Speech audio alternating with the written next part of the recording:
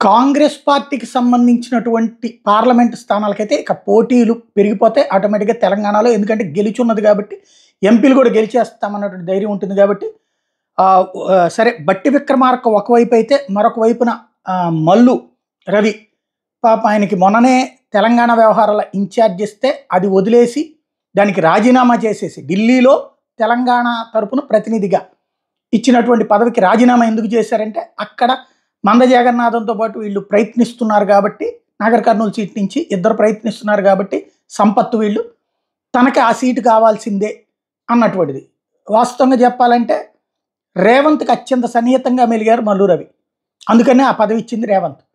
ఇప్పుడు కష్టకాలంలో అంటే తనకి సీటు గ్యారంటీగా అవకాశం ఉన్నటువంటి సందర్భంలో ఆ సీటు కావాలని కోరుకుంటున్నారు.